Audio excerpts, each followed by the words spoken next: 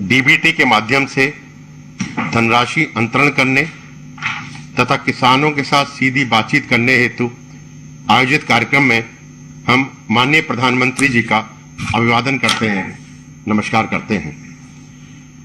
केंद्रीय कृषि एवं किसान कल्याण मंत्री श्री नरेंद्र सिंह तोमर जी से अनुरोध करना चाहूंगा, सर स्वागत अनुमोदन करें।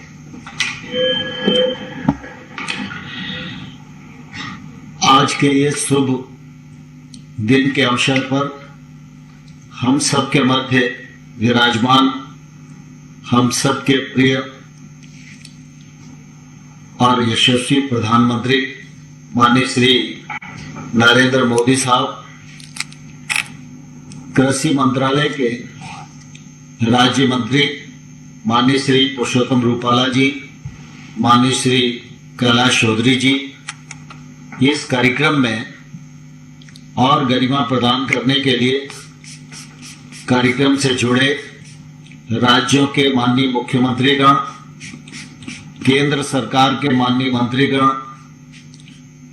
राज्य सरकारों के कृषि मंत्रालय के क्षेत्र में काम करने वाले माननीय मंत्रीगण और सभी सांसदगण, कृषि सचिव और राज्य और केंद्र सरकार के कृषि मंत्रालय के सभी अधिकारीगण और 7 करोड़ से अधिक संख्या में अपने आप को इस कार्यक्रम से जोड़ने के लिए पंजीकरण कराए हमारे किसान भाइयों और बहनों, आज हम सबका सौभाग्य है कि पीएम किसान सम्मान निधि के इस कार्यक्रम में सारे देश भर के किसानों को माननीय प्रधानमंत्री जी का सानिध्य प्राप्त हो पा रहा है और उनके संबोधन से हम सबको मार्गदर्शन भी मिलने वाला है। आज का दिन बहुत ही शुभ दिन है। आज किसानों का अक्षय तृतीया का त्योहार है। आज भगवान परशुराम जी की भी जयंती है। आज ईद का त्योहार भी है। अगर हम देखें तो सभी तरफ से आज का दिन देश के लिए बहुत ही शुभ और पावन दिन है। इस पवित्र दिवस के अवसर पर मैं आप सब करोड़ों करोड़ लोगों की ओर से माननीय प्रधानमंत्री जी का हृदय से बहुत बहुत स्वागत करता हूं, बहुत बहुत अभिनंदन करना चाहता हूं। किसान भाइयों और बहनों, हम सबके लिए बहुत प्रसन्नता की बात है कि माननीय प्रधानमंत्री जी का प्रधानमंत्री रहते हुए गांव गरीब किसान पर जो फोकस है उसकी जितनी प्रशंसा की जाए उतना कम ही है। प्रधानमंत्री जी की लगातार इस बात की कोशिश रही है कि गांव में अधोसंरचना विकसित हो, गांव में सुशासन स्थापित हो, गरीब के जीवन स्तर में बदलाव आए और किसान की आमदनी बढ़े। हम सब जानते हैं पूर्ववर्ती सरकारों में हमारी कृषि क्षेत्र की जो नीतियां थी वह उत्पादन केंद्रित थी।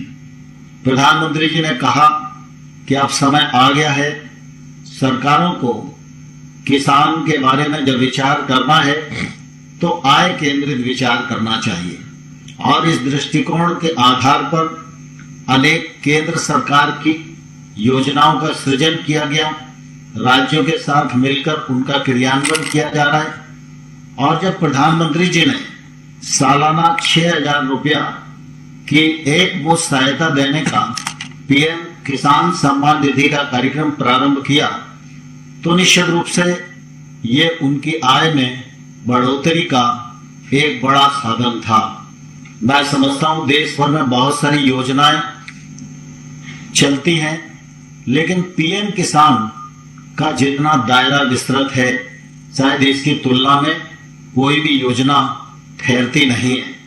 अभी तक इस योजना के अंतर्गत 10 करोड़ 11 करोड़ 80 लाख किसानों ने अपने को पंजीकृत कराया है। अभी तक 10,82,00,000 किसानों को पैसा मिला है और लगभग ये राशि अगर हम देखें तो 1,16,000 करोड़ से अधिक की है। आज भी जब हम प्रधानमंत्री जी के नेतृत्व में इस कार्यक्रम को संपन्न कर रहे हैं तो आज 9.5 करोड़ किसानों को 20,000 करोड़ से अधिक राशि बटन दबाकर अंतरित की जाने वाली है। और मैं प्रधानमंत्री जी के संज्ञान में लाना चाहता हूं कि पिछले दिनों आपका हमेशा इस बात पर बल रहता था कि देश के सभी किसानों को जोड़ने में देरी क्यों हो रही है, और जो राज्य नहीं जुड़े थे वो राज्य जल्दी जुड़े, उसके लिए प्रयत्न किया जाए, ऐसा हमेशा आपका निर्देश रहा। काफी लंबे समय तक इस दिशा में मंत्रालय प्रयास करता रहा, लेकिन पश्चिम बंगाल राज्य की अनुपस्थिति होने के कारण हम ये कह नहीं पाते थे कि पूरे भारतवर्ष का हर राज्य जुड़ा है।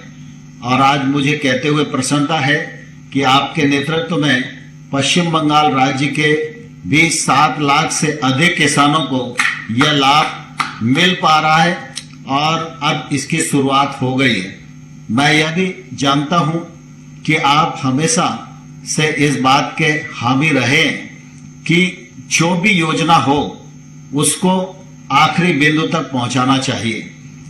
अनेक बार आपने यह निर्देश दिया है कि जो किसान पात्र है वो इसके दायरे में अब आ जाना चाहिए, इसमें देरी नहीं लगना चाहिए। मैं आपको विश्वास दिलाना चाहता हूं, विभाग इस दिशा में पूरे मनोयोग के साथ काम कर रहा है। आधार लिंकिंग का भी काम चल रहा है और कुछ ही दिनों में सभी पात्र हितग्राही इसमें जुड़ जाएंगे और 100% सैचुरेशन की जो आपकी कल्पना है उस कल्पना को हम लोग मूर्त रूप देने में सफल होंगे। कृषि क्षेत्र में अनेक योजनाओं का संचालन हो रहा है, उसका परिणाम भी परिलक्षित आज देश के सामने हो रहा है। लेकिन पीएम किसान सम्मान निधि की जो यह योजना है यह किसान के जीवन में निश्चित रूप से मील का पत्थर साबित हो रही है। मैं आज इस अवसर पर सभी किसान भाइयों और बहनों की ओर से माननीय प्रधानमंत्री जी का हृदय से बहुत बहुत स्वागत करता हूं और सभी मुख्यमंत्रीगण, मंत्रीगण, उनके प्रति भी कृतज्ञता ज्ञापित करता हूं कि उन्होंने सबने इस कार्यक्रम में सम्मिलित होकर इस कार्यक्रम की गरिमा को बढ़ाया। आप सबका पुनः एक बार बहुत बहुत स्वागत, बहुत बहुत अभिनंदन, धन्यवाद। जय भारत। माननीय कृषि एवं किसान कल्याण मंत्री जी का धन्यवाद। अब हम माननीय प्रधानमंत्री जी के समक्ष पीएम किसान योजना पर बनी एक लघु फिल्म का प्रस्तुतिकरण कर रहे हैं।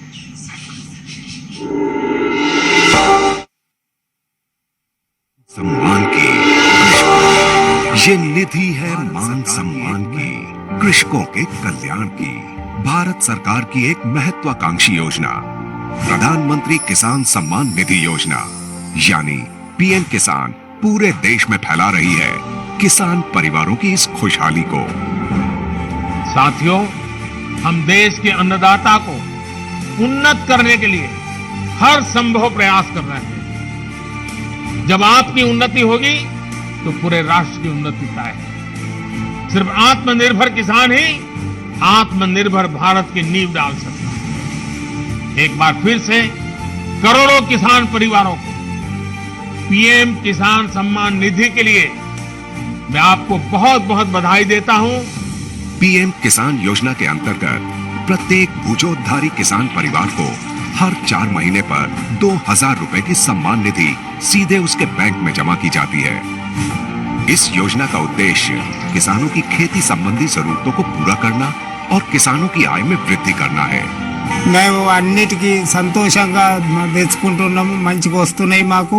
पीएम किसान एक फायद्याची योजना है। इस योजना के बाद साहूकार से कोई कर्ज नहीं लेना पड़ रहा। प्रधानमंत्री किसान निधि योजना से जो मेरे को 6,000 रुपये सालाना के मिलते हैं उससे मैं बहुत खुश हूँ। మాకు ఇప్పుడు కూడా పిఎం కిసాన్ వల్ల మా కష్టాలకు అప్పులు లేవు. मैंने 6,000 मिल गया, ये बहुत खुशी का काम था। बाद आज देश में ये कारवां बढ़ता हुआ पीएम किसान के 10 करोड़ से ज्यादा लाभार्थियों तक पहुंच गया है और अब तक 1,15,000 करोड़ रुपए की सम्मान निधि सीधे किसानों के खातों में जमा हो चुकी है। पीएम किसान विश्व की सबसे बड़ी डायरेक्ट कैश ट्रांसफर योजना है।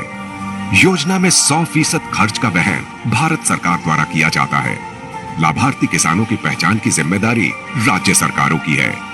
इस काम को तेज, आसान और पारदर्शी बनाने के लिए भारत सरकार द्वारा एक पोर्टल www.pmkisan.gov.in का संचालन किया जा रहा है। इस सुविधा के कारण लाखों किसानों के बैंक खाते में सम्मान निधि पहुंच जाती है। किसानों की शंकाओं और शिकायतों के तुरंत और प्रभावी समाधान के लिए भारत सरकार ने एक हेल्पलाइन सेवा शुरू की है। हेल्पलाइन नंबर है 155-261। ये सेवा 24 घंटे और 365 दिन उपलब्ध रहती है। भारत सरकार ने पीएम किसान के नाम से एक मोबाइल ऐप भी लॉन्च किया है, जिससे किसानों को अनेक सुविधाएं भी मिल रही हैं। पीएम किसान सम्मान निधि की 8वीं किश्त के रूप में आज माननीय प्रधानमंत्री श्री नरेंद्र मोदी जी द्वारा 9.5 करोड़ से ज्यादा अन्नदाताओं के खातों में 19,000 करोड़ रुपए से अधिक की राशि का हस्तांतरण किया जा रहा है।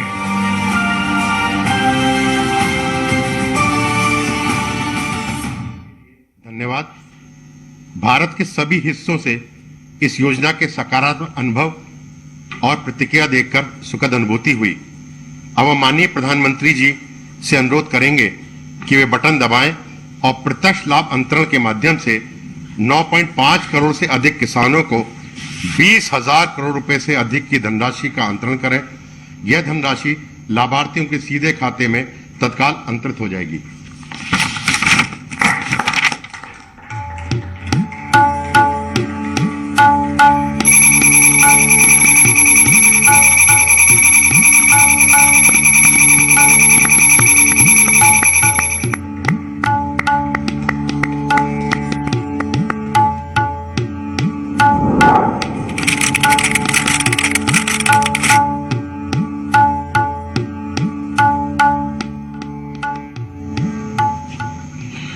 माननीय प्रधानमंत्री जी का 9,50,67,601 किसानों को 20,667 करोड़ 75,66,000 धनराशि अंतरण के लिए बहुत बहुत धन्यवाद।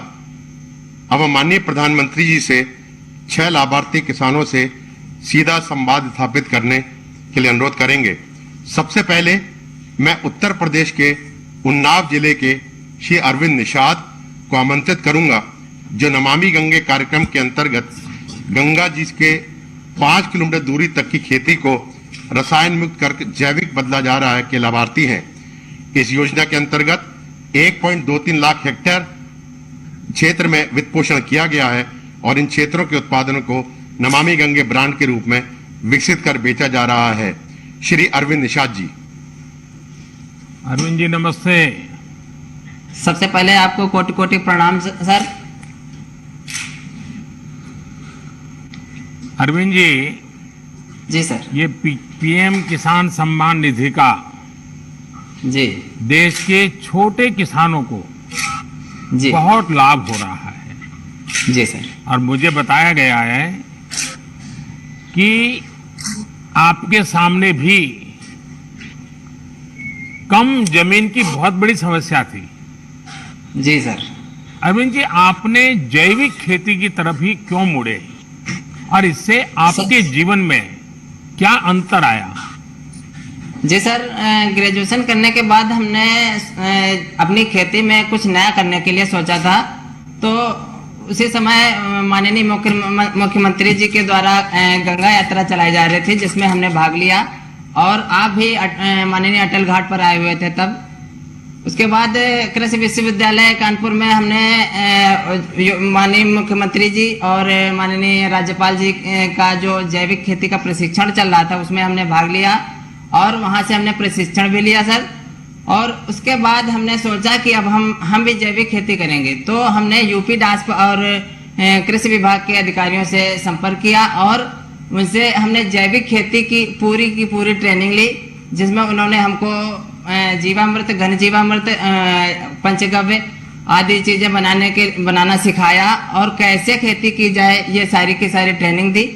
जिसके बाद हमने अपने गांव में क्लस्टर बना करके 20-20 हेक्टेयर के क्लस्टर बनाए, जिसमें और उन क्लस्टरों के सारे किसानों को कृषि विभाग के अधिकारियों ने ट्रेनिंग दी और साथ ही साथ अगर कोई जिसको समझ नहीं आ रहा था उसको हमने अपने स्तर पर ट्रेनिंग दे करके जीवामृत, घन जीवामृत बनाना सिखाया। और आज सभी किसान हमारे जो गंगा किनारे के हमारे गांव के हमारे क्षेत्र के जो किसान हैं वो जैविक खेती की तरफ मुड़ रहे हैं और ज्यादा से ज्यादा लोग जुड़ते चले जा रहे हैं, जिससे क्या हुआ सर? अरविंद जी, जी सर, आमतौर पर आप लोग कौन सी फसल उगा रहे हैं और नमामि गंगे योजना का उसमें कोई परिवर्तन आया, कोई विशेष फायदा हो रहा है आपको? जी सर, खासतौर पर हमारे यहाँ काला नमक चावल, मक्का और ये आलू, गेहूं की फसलें होती हैं, जिसमें क्या है कि हमने एक FPO भी बनाया हुआ है जिसमें हम पैकेजिंग करते हैं ग्रेडिंग करा करके और उसकी ब्रांडिंग होती है। क्या भरा है उसमें, क्या भरा है? सर मूंगफली है। अच्छा जी सर। एक सुझाव दूं अरविंद जी।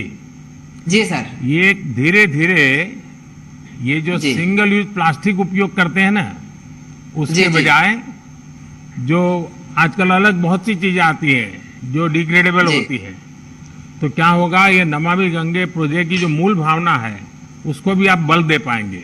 लेकिन मुझे अच्छा लगा कि दूर सुदूर इस प्रकार से उन्नाव में आप पैकेजिंग करके उस पर ब्रांडिंग करके आप अपनी जैविक चीजें बेच रहे हैं।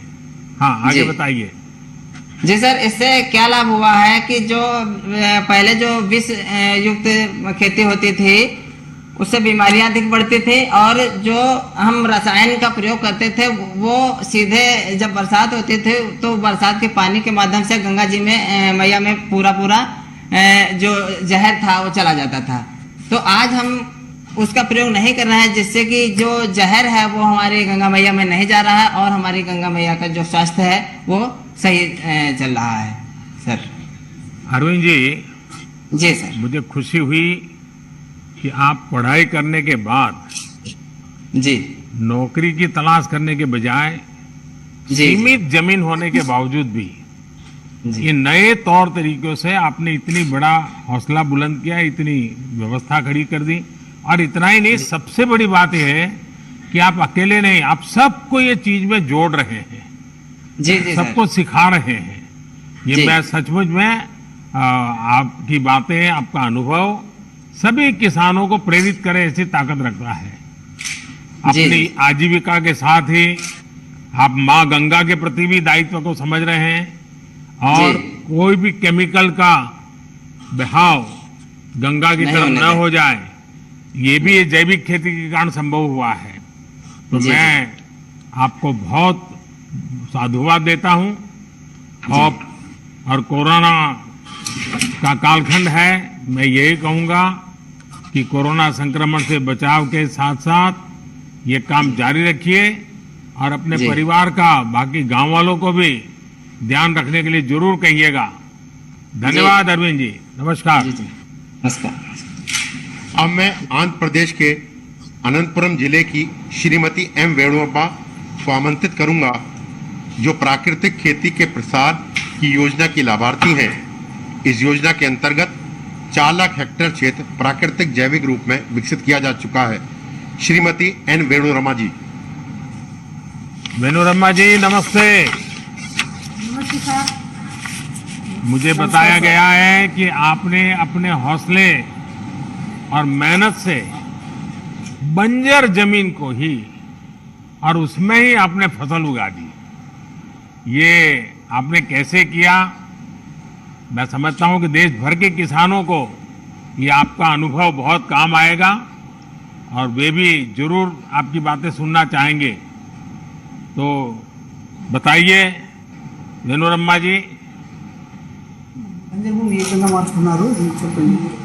नमस्ते सर, నా పేరు అన్నారమ్మ. మీతో మాట్లాడేకి నాకు చాలా సంతోషంగా ఉంది సార్. నాకు గవర్నమెంట్ 4 ఎకరాలు ఇచ్చింది సార్. గవర్నమెంట్ అసైన్ ల్యాండ్ భూమి 4 ఎకరాలు ఇచ్చింది. అది 10 ఏళ్ళ నుంచి బంజరు భూమి సార్. ఆ భూమిని ప్రకృతి వ్యవసాయం లాగా మార్చుకున్నారు సార్. చెప్పండి సార్. नमस्कार सर, मेरा नाम मनोरमा है। मेरे को राष्ट्र सरकार वालों ने एससी असाइन लैंड 4 एकड़ जमीन दी है सर। वो तो पिछले 10 वर्ष से वो बंजर जमीन है, सूखा खेत है सर। దాంట్లో 2 ఎకరాలు ప్రకృతి వ్యవసాయం చేశాను సార్. ప్రకృతి వ్యవసాయం చేసి నేను 1 ఎకరాకి 3 పంటలు పండించాను సార్. నవధాన్యాలు, వేరుశెనగ, కూరగాయలు 3 పంటలకే కలిసి నాకు పెట్టుబడి వచ్చేసి 27,000 అయింది. 1 ఎకరాకి వచ్చి 1,07,000 లాభం వచ్చింది సార్. ఎందుకంటే మాకు ఇది ప్రకృతి వ్యవసాయం ఎందుకు చేసామంటే మాకు వర్షపాతం తక్కువ ఉంది కాబట్టి ప్రకృతి వ్యవసాయంలో మార్చుకుంటూ మేము ఈ భూమి డెవలప్మెంట్ చేసుకున్నాం సార్. सर मेरे को 4 एकड़ जमीन है, सूखा जमीन है सर, पानी बहुत कम गिरता है। उसमें मैं वो बंजर जमीन को मैं ठीक करके पिछले 2-3 वर्ष से मैं 2 एकड़ जमीन में मैं प्राकृतिक व्यवसाय करती हूँ। तो प्राकृतिक व्यवसाय में मैं 3 फसल निकाल लेती हूँ सर। उसी प्रकार से मैं प्राकृतिक व्यवसाय में आगे बढ़ाती जाती हूँ सर। आपकी वाणी में अनुभव दिखता है, क्योंकि आप बिल्कुल रुके बिना सुपर फास्ट की तरह अपना रूह बराबर बता रही हो। उसका कारण है कि आपका खुद का अनुभव ये बोल रहा है और इसलिए आपको सोचना नहीं पड़ रहा है और बड़े आत्मविश्वास से आप बोल रही है। मुझे लगता है यही आत्मविश्वास के कारण आपने ये बंजर भूमि को उपजाऊ भूमि में बदल दिया है।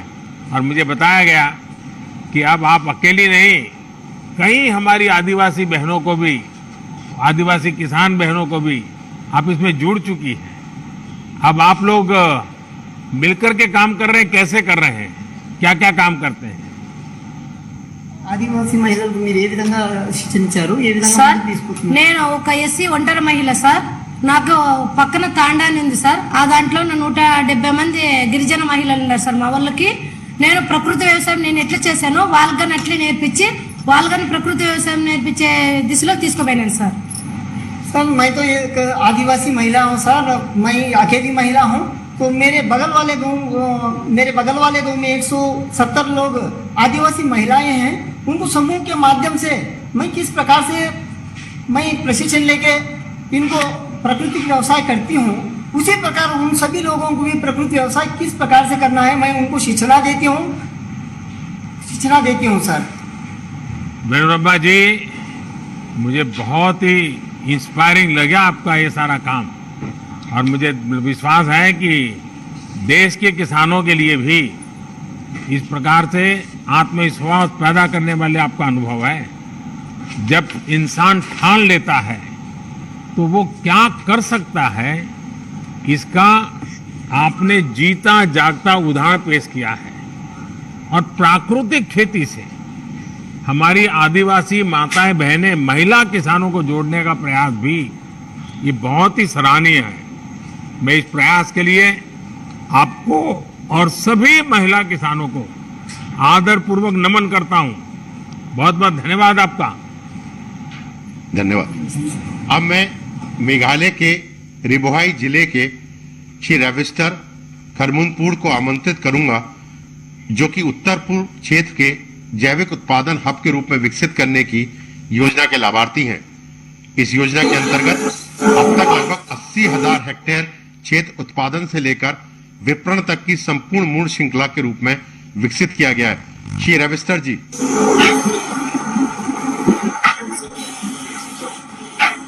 रविस्टर जी नमस्ते। नमस्ते सर। हाँ बताइए। Good morning, Honorable Prime Minister Ji, from the land of Meghalaya. My name is Ravistar Harumnoy. I live in a village Umtung in Ribohai district of Meghalaya. I'm 36 years old. I have 7 members in my family. I'm the CEO of Eastern Ribohai Organic Farmer Producer Company. Our company is formed in 2017 and the Mission Organic Value Chain Development for Northeastern region. We have 500 farmers and we grow our ginger and turmeric organically, and all our produce are organically certified. Ravishankar जी, मुझे बताया गया कि आप organic खेती के साथ साथ ही अपने उत्पाद को प्रोसेस भी करते हैं, वैल्यू एडिशन भी करते हैं और मार्केटिंग भी करते हैं। अगर थोड़ा उसके विषय में भी बताएं तो शायद मैं समझता हूं कि आप जैसे जो एंटरप्रेन्योर भी हैं, किसान भी हैं, एंटरप्रेन्योर भी हैं, तो ऐसे कई नौजवान आजकल कृषि में आ रहे हैं, उनके लिए शायद आपकी बात बहुत प्रेरक हो जाएगी। Sir, we have done processing. We collect all the produce from the farmers. We take it to the FPC, where we have a processing unit. We process it, we pack it, and we label it like this. And then we sell these products to retail chains and companies which are tied up with the FPCs. And when we sell to them, we get better price rather than selling to the local mandis. These these companies we have tied up. Some of the companies that we have sold before is to Big Basket, Vivanta Foods in Delhi, EcoCrop, Crop Connect, and other companies we are tied up to the south of India too. So we are eager to do export also from our company. So since there is a huge demand of organic products from Meghalaya in the export market. जरा आपका product दिखाइए, आप थोड़ा दिखा रहे थे, क्या क्या है बैग आपका? We have ginger powder, sliced dried, and Lakadong turmeric, one of the famous turmeric in the world with highest curcumin. So we have bay leaf, and all the cinnamon, all the spices that are grown in Meghalaya. Ravishankar जी, आपकी FPO किसानों के लिए आदर्श और प्रेरणा है। आपने साबित कर दिया है कि किसान जब व्यापार से सीधे जुड़ता है तो उसको कितना लाभ होता है। आपको सरकार की तरफ से इस क्षेत्र में कैसे मदद मिली, इसमें कैसे प्रगति हुई आपको, और कोई सहायता मिल रही है क्या? Yes, sir. We got assistance under Mission Organic Value Chain Development for registration of our FPC, organic certification and production. We also got subsidy for establishing custom hiring center, collection center, and processing unit. We got all the on-farm and off-farm products for the farmers. Then we have got trainings to farmers on capacity building and even to the board members. We are very much thankful to you for this, and we also would like to thank the government of Meghalaya for supporting us and also for giving us 2% interest subvention in KCC loan, and also mobilization fund 5,000 per farmer for full farmer industry. Ravishankar जी, हम सभी आपके प्रति बहुत आभारी हैं कि आपने साबित कर दिया कि किसान मिलकर बिजनेस का कितना सफल मॉडल विकसित कर सकते हैं। इस समय देश भर में 10,000 एफपीओस बनाने का काम चल रहा है और किसान भी अब इसमें बहुत तेजी से जुड़ रहे हैं। कोशिश यह है कि छोटे किसानों के ये संगठन किसान की आय बढ़ाने में और कृषि इंफ्रास्ट्रक्चर और उद्योग को बल देने में, उद्योगों को निमंत्रित करने में बहुत बड़ी भूमिका निभाएंगे। और आपने तो दिखा भी दिया, और मैं मानता हूं जब मेघालय के दूर सुदूर हिमालय की गोद में से इस प्रकार से आप इतने बढ़िया प्रोडक्ट दिखाते हैं तो अब तो शायद खरीदने वाले भी आपकी तरफ देखेंगे। मेरी तरफ से आपको बहुत शुभकामनाएं। Thank you sir.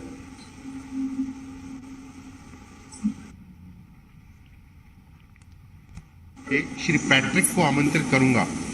Car Nicobar और उस द्वीप समूह के ऐसा पहला देश का क्षेत्र है जब 14,500 हेक्टेयर को लार्ज एरिया सर्टिफिकेशन के अंतर्गत प्रमाणित किया गया है, जिससे यहाँ के किसान अपना उत्पाद जैविक रूप में बेच सकें। श्री पैट्रिक जी। पैट्रिक जी, नमस्कार प्रधानमंत्री। नमस्ते। दूर दूर एकदम समुद्र के बीच में आपसे आज संवाद करने का मौका मिला है। कार निकोबार से आप बोल रहे हैं। पैट्रिक जी, मुझे बताया गया है कि आपका द्वीप समूह, जैसे अभी हमारे सचिव बता रहे थे, सर्वप्रथम पूर्ण प्राकृतिक जैविक के रूप में प्रमाणित हुआ है। इससे आप जैसे किसानों को एक नई प्रेरणा, उत्साह तो मिलेगा होगा, लेकिन किसानों को क्या फायदा होगा? नमस्ते प्रधानमंत्री जी। नमस्ते। मतलब गुड मॉर्निंग। मेरा नाम पैट्रिक है, कार निकोबार से। मेरा एज 62 एज है। कार निकोबार में रहता हूँ। एक छोटा सा गांव है तपोमी विलेज में, कार निकोबार में। हम लोग जो ज्वाइंट फैमिली है, 9 जन है। एक ही साथ में हम लोग रहता है, एक ही साथ हम लोग रहता है, ज्वाइंट फैमिली। उसमें कोई डाउट नहीं है। मेरा साथ मेरा बीवी, मेरा बच्चा, मेरा भाई लोग, मेरा बहन, मेरा बाप बहन सब रहता हूँ। हम लोग एक ही साथ में काम करता है, एक ही साथ में हम लोग काम करता है। हम लोग ऑर्गेनिक का खेती का काम भी करता है बहुत अच्छा से। वो बचपन से ऑर्गेनिक का ही काम करता है। मैंने कभी देखा नहीं कि हम लोग यूरिया का कभी इस्तेमाल करता नहीं। और हम लोग सब आलू, निकोबारी आलू डालता हूँ, मलयाला आलू भी डालता हूँ, नारियल भी डालता हूँ, पेंटिनस भी डालता हूँ, जो भी फल हो, गेला फल और सारा सब्जी हम लोग उगाता है। सारा सब्जी जैसा लौकी, जैसा भिंडी, जैसा बैंगन सब उगाता हूँ। इसी में बहुत खुश हो। लेकिन इसी बारे में हमको बहुत कुछ भी लगा। क्यों? निकोबार के अंदर में, निकोबार और ननकौरी साइड में हम लोग 3 साल के बजाय 2 महीना में हम लोग का सर्टिफिकेशन का डिक्लेयर हुआ। इसी में आपको बहुत धन्यवाद, बहुत शुक्रिया। इसी में हम लोग को बहुत फायदा होगा।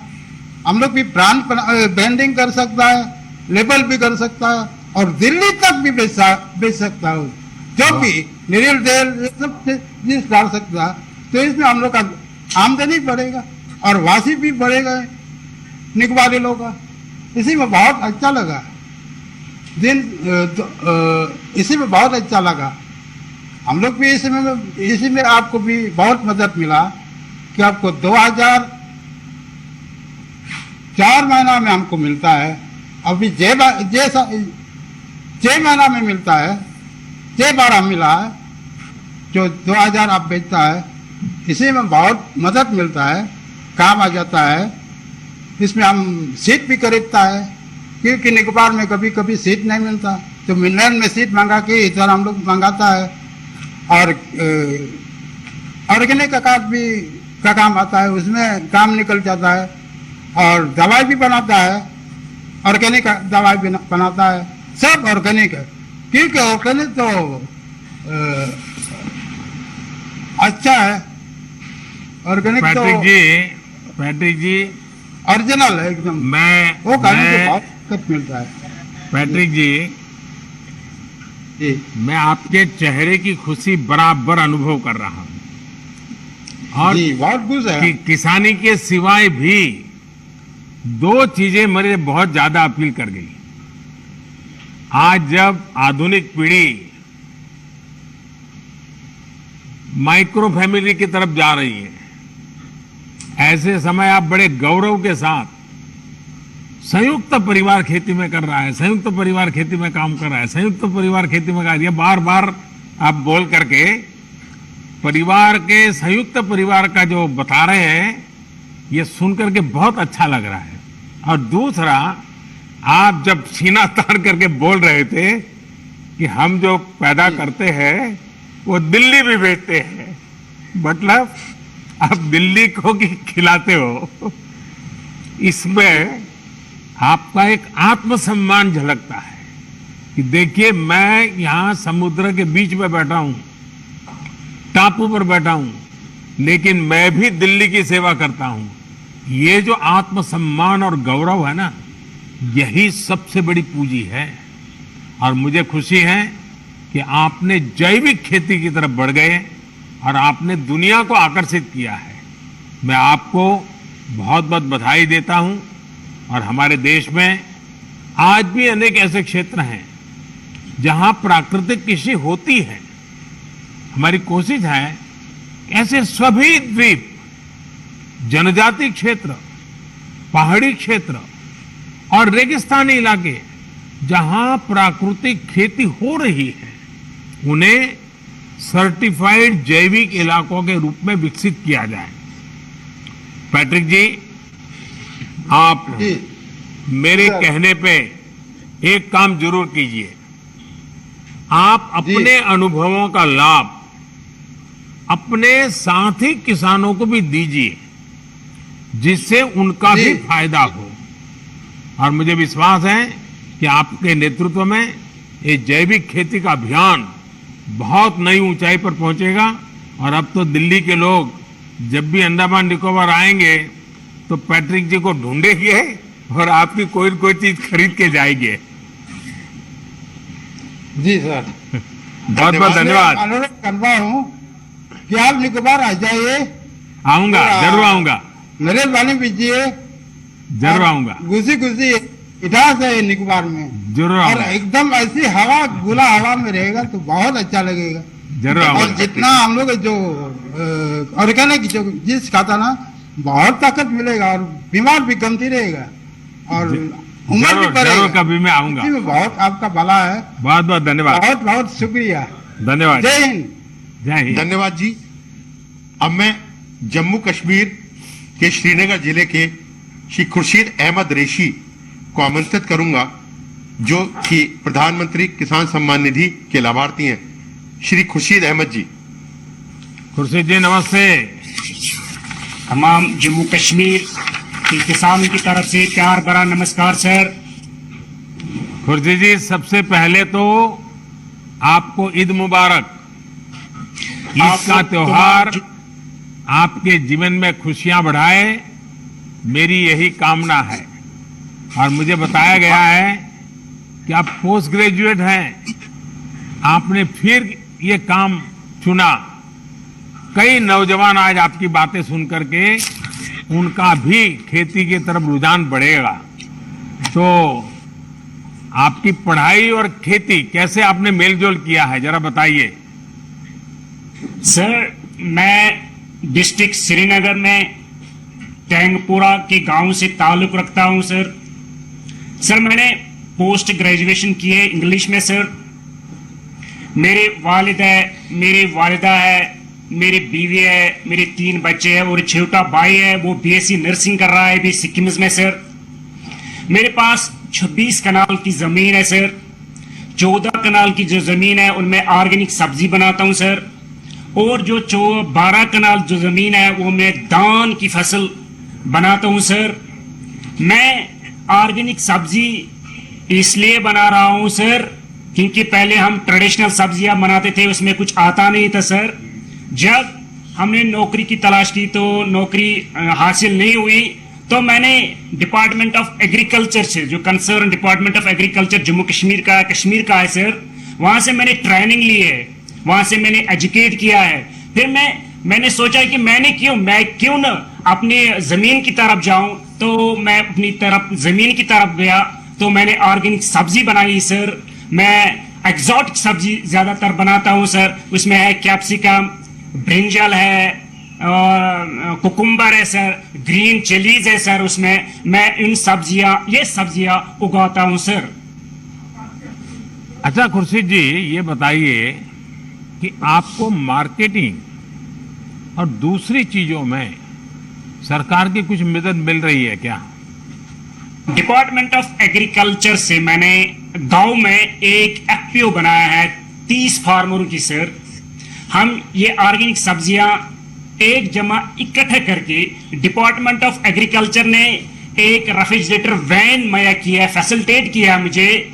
वो सब्जियां लाल मंडी में लाते हैं, वहाँ डिपार्टमेंट ऑफ एग्रीकल्चर ने एक ऑर्गेनिक मंडी बनाई है, तो ये सब्जी जो है ऑर्गेनिक वो वहाँ बेचते हैं सर।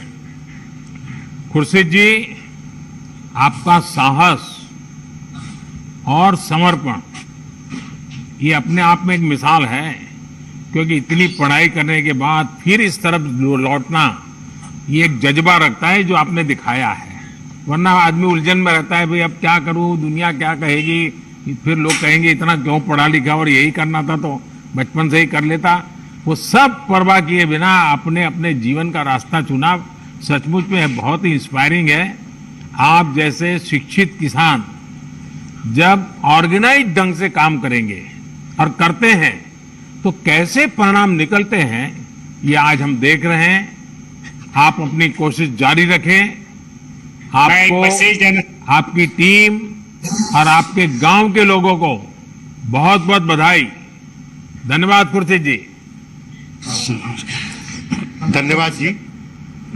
अब मैं महाराष्ट्र के लातूर जिले के श्री बाबा साहेब नरारे को आमंत्रित करूंगा, जो भारत सरकार द्वारा माननीय प्रधानमंत्री जी द्वारा एक किसान क्रेडिट कार्ड के संतर्गत अभियान फरवरी गत वर्ष में प्रारंभ किया था।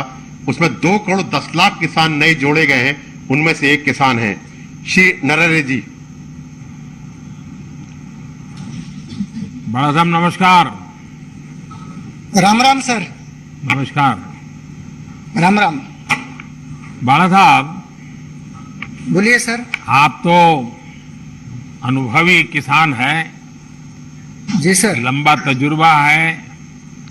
इन दिनों आप कौन सी फसलें उगाते हैं और खेती के अलावा आप और भी कुछ काम करते होंगे? जी सर, मेरे पास 5 एकड़ खेती है अभी, और उसमें सोयाबीन, ज्वार और चना ये उगाता हूँ। इस साल तो उत्पन्न बहुत बड़ा निकला है। और इसके अलावा, खेती के अलावा, और मैं संगीत सिखाता हूँ। दूसरे एक दो दिन बाहर जाकर संगीत सिखाता हूँ सर, और बाकी दिन तो हम खेती ही कर देते हैं। बाला साहब जी, छोटे किसानों को बैंक से सस्ती दर पर आसान ऋण मिले, इसके लिए किसान क्रेडिट कार्ड का दायरा बहुत बढ़ाया गया है। सर, आपकी खेती पर इससे कोई फर्क पड़ा है क्या, और आपके अगल बगल के किसानों के जीवन में भी इसका कोई लाभ हुआ है क्या? जी सर, इसका अनुभव ये है कि पिछले साल तक तो मेरे पास कोई पैसा इतना ज़्यादा नहीं आता था। मैं आजू बाजू से हमारे सगी संबंधियों से पैसा लेता था, मतलब 10-20 हज़ार लेता था। लेकिन पिछले साल जुलाई में हमारे यहाँ के महाराष्ट्र बैंक चिंचोलेरावाड़ी के कुछ अधिकारी लोग हमारे गांव में आ गए थे, और उसमें केसीसी के संदर्भ में मेला लगाया था, और उसी वक्त मुझे भी वहाँ बुलाया गया था। तो उन अधिकारियों ने बहुत सारे फायदे बताए थे। तो उसी वक्त मैंने उनसे ऋण लिया था, 1,58,000 रुपये ऋण लिया था, और उन्होंने 5 साल तक सीमित ये कर्जा दिया था। अभी 1 साल भी नहीं हो गया, लेकिन हमें 1-2 दिन में उन लोगों ने वो कर्जा दिया था। 2 दिन में ही सिर्फ सर्टिफिकेट में हमने नहीं लिए थे। अब उन लोगों ने अपने आप ही 7/12 उतारा, खेतीबाड़ी के जो भी कर्ज कागज होते हैं वो उन्होंने लिए थे, और हमारे 2 दिन में लिए थे। उसके बाद हमने उन पैसों से जमीन लेवल कर दिया था, और कोई बीज, कोई मजदूरी, और उसके साथ साथ हमने बकरियां भी पाली थी उस पैसे से। इस साल फायदा ऐसा हो गया, पहले जैसे कभी नहीं हुआ था। जमीन लेवल से, और गोबर खत भी लिया था हमने उनसे। तो पिछले साल 20 कट्टा सोयाबीन हो गया था, इस साल 40 कट्टा सोयाबीन हो गया सर। इसलिए बहुत बड़ा फायदा हो गया है। और उसके साथ साथ हम वहाँ प्याज भी लगाते हैं, थोड़ा मिर्ची भी लगाते हैं। ये सब कुछ तो केसीसी की वजह से हो गया है सर। बड़ा साहब जी, आप बढ़िया हिंदी बोल लेते हैं। Thank you sir. Thank you sir. काळजी करा।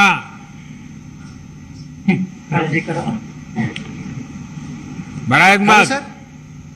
हाँ, नमस्कार सर। Thank you sir. बहुत बहुत धन्यवाद आपका भी, और सभी गांव के धन्यवाद। किसानों को भी हमारा प्रणाम कह दीजिएगा। Thank you sir. Yes sir, yes yes. माननीय प्रधानमंत्री जी का बहुत बहुत धन्यवाद। अब हम माननीय प्रधानमंत्री जी से देश को संबोधित करने का अनुरोध करेंगे। माननीय प्रधानमंत्री जी।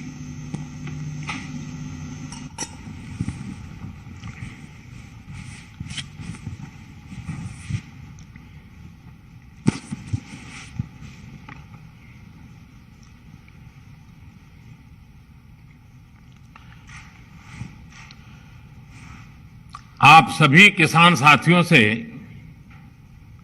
ये चर्चा अपने आप में एक नई उम्मीद जगाती है, नया विश्वास पैदा करती है। आज जैसा अभी हमारे मंत्री श्रीमान नरेंद्र सिंह जी तोमर बता रहे थे, आज भगवान बसवेश्वर जयंती है, परशुराम जयंती भी है, आज अक्षय तृतीया का भी पावन पर्व है, और मेरी तरफ से देशवासियों को ईद की भी मुबारक। कोरोना के इस समय में समस्त देशवासियों का हौसला बढ़े, इस महामारी को परास्त करने का संकल्प और दृढ़ हो, इस कामना के साथ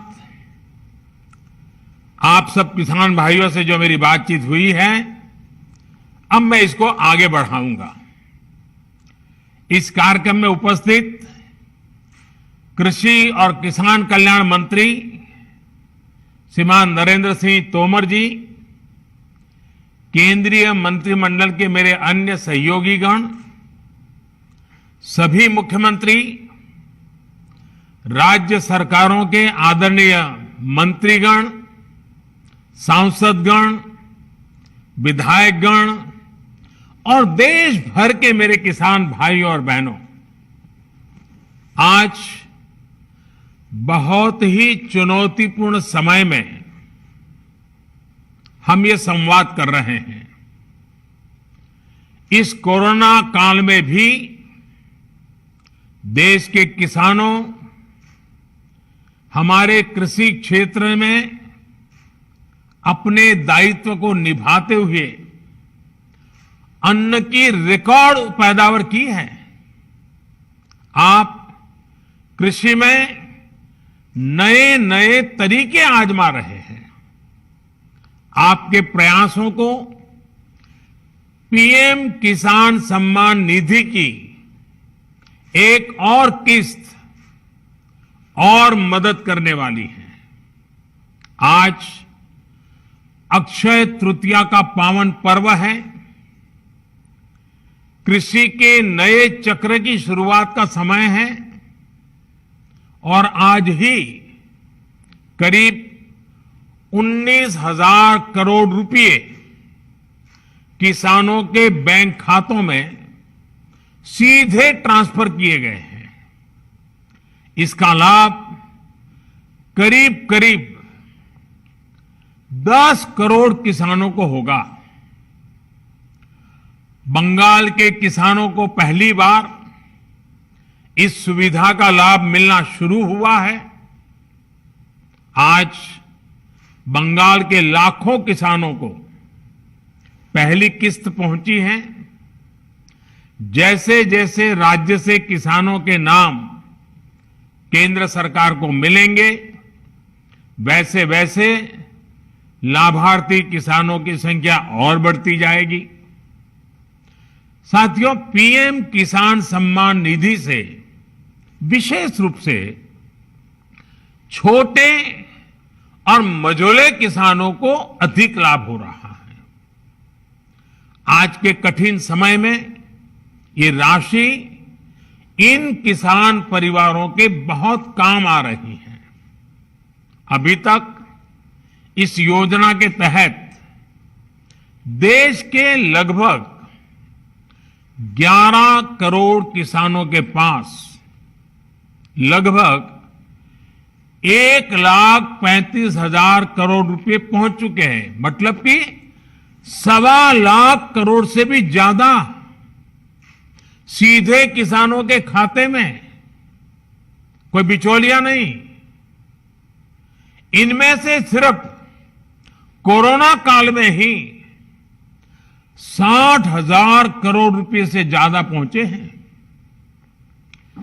जरूरत के समय देशवासियों तक सीधी मदद पहुंचे, तेजी से पहुंचे, जिसको जरूरत है उस तक पूरी पारदर्शिता के साथ पहुंचे, यही सरकार का निरंतर प्रयास है। भाई और बहनों, तेजी से सीधे किसानों तक लाभ पहुंचाने का यह काम उपज की सरकारी खरीद में भी बहुत व्यापक स्केल पर किया जा रहा है।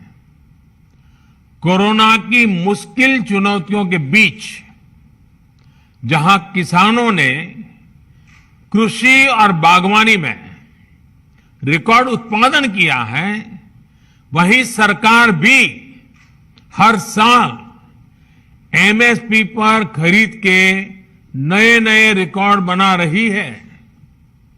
पहले धान की और अब गेहूं की भी रिकॉर्ड खरीदी हो रही है। इस वर्ष अभी तक बीते वर्ष की तुलना में लगभग 10% अधिक गेहूं एमएसपी पर खरीदा जा चुका है। अभी तक गेहूं की खरीद का लगभग 58,000 करोड़ रुपए 58,000 करोड़ रुपए सीधे किसानों के खाते में पहुंच चुका है। सबसे बड़ी बात ये कि अब किसान जो उपज मंडी में बेच रहा है, उसको अब अपने पैसे के लिए लंबा इंतजार नहीं करना पड़ता, परेशान नहीं होना पड़ता। किसान के हक का पैसा सीधा उसके बैंक खाते में जमा हो रहा है। मुझे संतोष है कि पंजाब और हरियाणा के लाखों किसान पहली बार डायरेक्ट ट्रांसफर की इस सुविधा से जुड़े हैं। अभी तक पंजाब के किसानों के बैंक खाते में करीब 18,000 करोड़ रुपए और हरियाणा के किसानों के बैंक खाते में 9,000 करोड़ रुपए सीधे उनके बैंक अकाउंट में जमा हो चुके हैं। अपना पूरा पैसा अपने बैंक खाते में पाने का संतोष क्या होता है, ये पंजाब और हरियाणा के किसान भी अनुभव भी कर रहे हैं और मुखर होकर बोल भी रहे हैं। मैं सोशल मीडिया में इतने वीडियो देखे हैं किसानों के, खास करके पंजाब के किसानों के, कि इस प्रकार से उनको पैसा पहुंच जाना और वो भी पूरा पूरा पैसा पहुंच जाना, उसका संतोष इतने उमंग के साथ वो बता रहे हैं। साथियों, खेती में नए समाधान, नए विकल्प देने के लिए सरकार निरंतर प्रयास कर रही है। जैविक खेती को बढ़ावा देना ऐसा ही प्रयास है। इस प्रकार की फसलों में लागत भी कम है, ये मिट्टी और इंसान के स्वास्थ्य के लिए लाभदायक है और इनकी कीमत भी ज्यादा मिलती है। थोड़ी देर पहले इस प्रकार की खेती में जुड़े देश भर के कुछ किसानों से मेरी बातचीत भी हुई है। उनके हौसले, उनके अनुभवों को जानकर मैं बहुत उत्साहित हूं। आज गंगा जी के दोनों ओर करीब 5 किलोमीटर के दायरे में जैविक खेती को व्यापक स्तर पर प्रोत्साहित किया जा रहा है, ताकि वो जो खेत में उपयोग किया गया केमिकल है, बारिश के समय जो पानी बह करके गंगा जी में न चला जाए और गंगा जी प्रदूषित न हो, इसलिए गंगा जी के दोनों तट के 5-5 किलोमीटर करीब करीब ये जैविक उत्पादक को विशेष बल दिया जा रहा है। ये जैविक उत्पाद नमामि गंगे के ब्रांड के साथ बाजार में उपलब्ध किए जा रहे हैं। इसी तरह भारतीय प्राकृतिक कृषि पद्धति को उसको भी व्यापक स्तर पर प्रोत्साहित किया जा रहा है।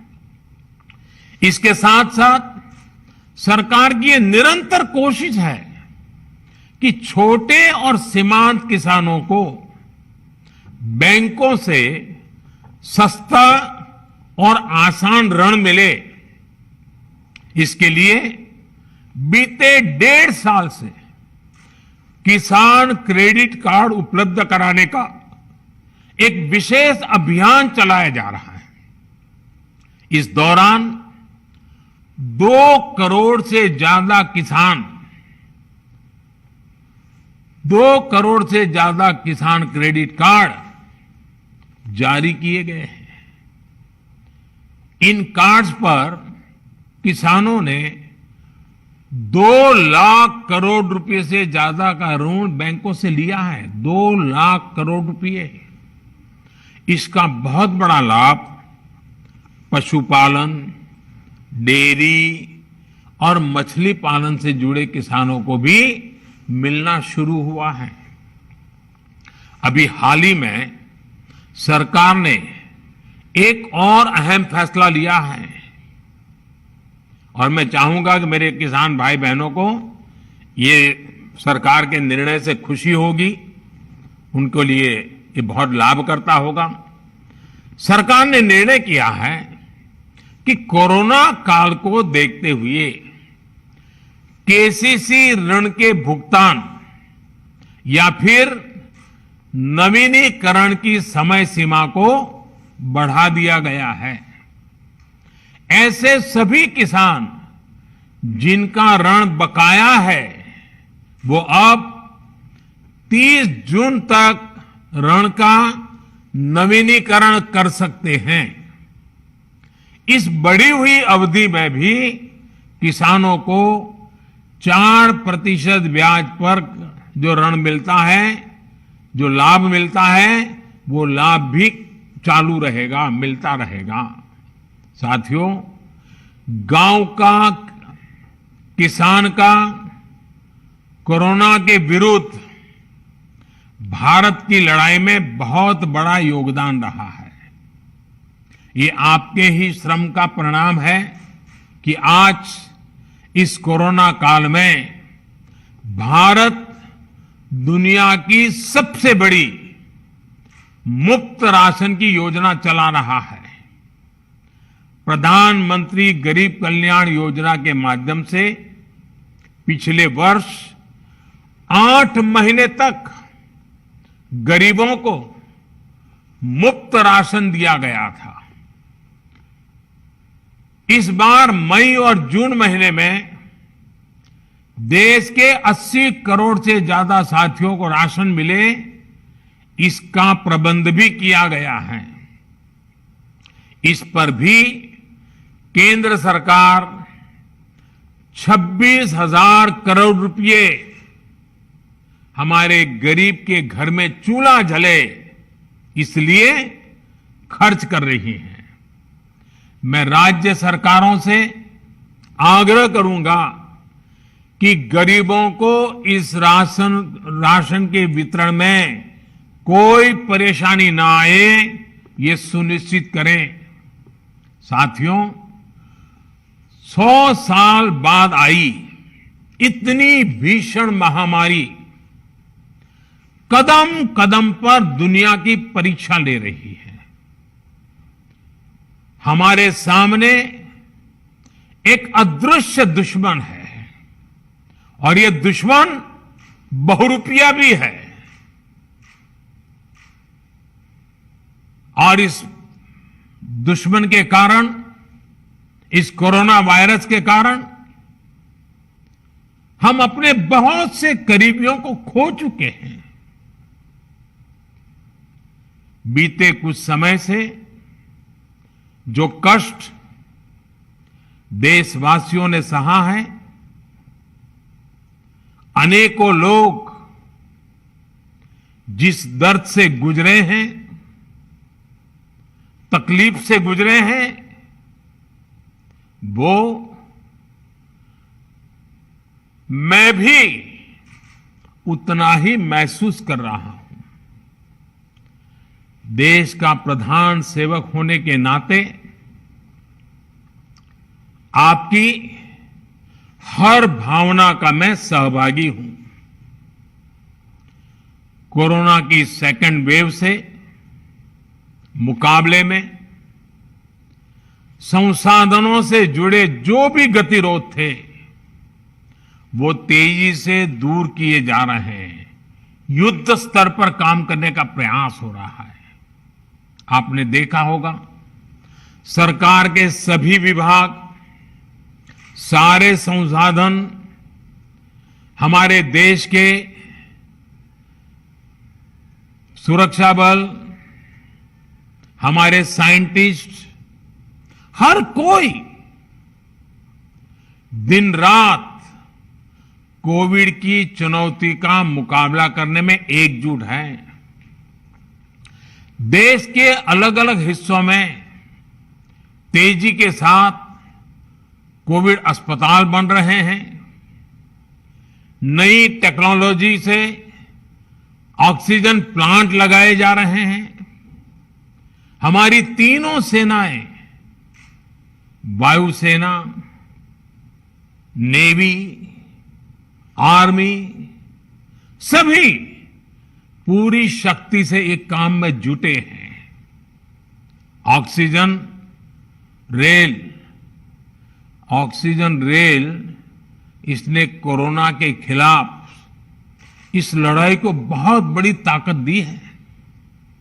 देश के दूर सुदूर हिस्सों में ये स्पेशल ट्रेन्स, ये ऑक्सीजन रेल ऑक्सीजन पहुंचाने में जुटी हैं। ऑक्सीजन टैंकर्स ले जाने वाले ट्रक ड्राइवर्स बिना रुके काम कर रहे हैं। देश के डॉक्टर्स हो, नर्सिंग स्टाफ हो, सफाई कर्मचारी हो, एम्बुलेंस के ड्राइवर्स हो, लैब में काम करने वाले सज्जन हो, सैंपल कलेक्ट करने वाले लोग हो, एक एक जीवन को बचाने के लिए 24 घंटे जुटे हुए हैं। आज देश में जरूरी दवाइयों की आपूर्ति बढ़ाने पर युद्ध स्तर पर काम किया जा रहा है। सरकार और देश के फार्मा सेक्टर ने पिछले कुछ दिनों में जरूरी दवाइयों का उत्पादन कई गुना बढ़ाया है। बाहर से भी दवाइयां मंगवाई जा रही हैं। इस संकट के समय में दवाइयां और जरूरी वस्तुओं की जमाखोरी और कालाबाजारी में भी कुछ लोग अपने निहित स्वार्थ के कारण लगे हुए हैं। मैं राज्य सरकारों से आग्रह करूंगा कि ऐसे लोगों पर कठोर से कठोर कार्रवाई की जाए। ये मानवता के खिलाफ का कृत्य है। भारत हिम्मत हारने वाला देश नहीं है।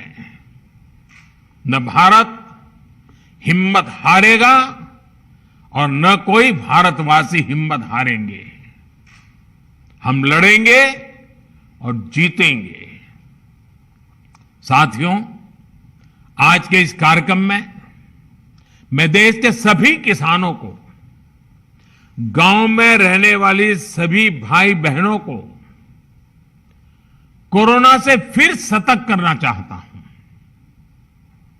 ये संक्रमण अभी गांव में भी तेजी से पहुंच रहा है।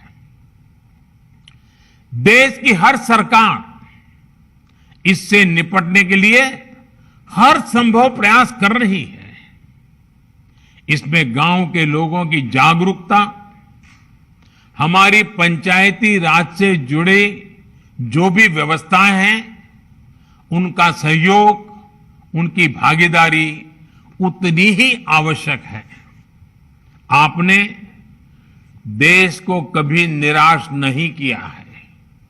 इस बार भी आपसे यही उम्मीद है। कोरोना से बचाव के लिए आपको खुद पर, अपने परिवार पर, सामाजिक स्तर पर जो भी जरूरी कदम है, आवश्यकताएं हैं, उसे हमें उठाने ही है। मास्क लगातार पहनना बहुत जरूरी है। वो भी ऐसा पहनना है कि नाक और मुंह पर पूरी तरह से ढका रहे। दूसरी बात, आपको किसी भी प्रकार के खांसी, सर्दी, जुकाम, बुखार, उल्टी, दस्त जैसे लक्षणों को सामान्य मानकर नहीं चलना है। पहले तो खुद को यथासंभव दूसरों से अलग करना है, फिर जल्द से जल्द कोरोना टेस्ट करना है, और जब तक रिपोर्ट ना आए तब तक डॉक्टरों से जो दवाई बताई है वो जरूर लेते रहना है। साथियों, बचाव का एक बहुत बड़ा माध्यम है कोरोना का टीका। केंद्र सरकार और सारी राज्य सरकारें मिलकर ये निरंतर प्रयास कर रही हैं कि ज्यादा से ज्यादा देशवासियों को तेजी से टीका लग पाए। देश भर में अभी तक करीब 18 करोड़ वैक्सीन डोज दी जा चुकी है। देश भर के सरकारी अस्पतालों में मुफ्त टीकाकरण किया जा रहा है। इसलिए जब भी आपकी बारी आए तो टीका जरूर लगवाएगा। ये टीका हमें कोरोना के विरुद्ध सुरक्षा कवच देगा, गंभीर बीमारी की आशंका को कम करेगा। हां, टीका लगाने के बाद भी मास्क और 2 गज की दूरी के मंत्र को अभी हमें छोड़ना नहीं है। एक बार फिर सभी किसान साथियों को मैं बहुत बहुत शुभकामनाएं देता हूं। बहुत बहुत धन्यवाद।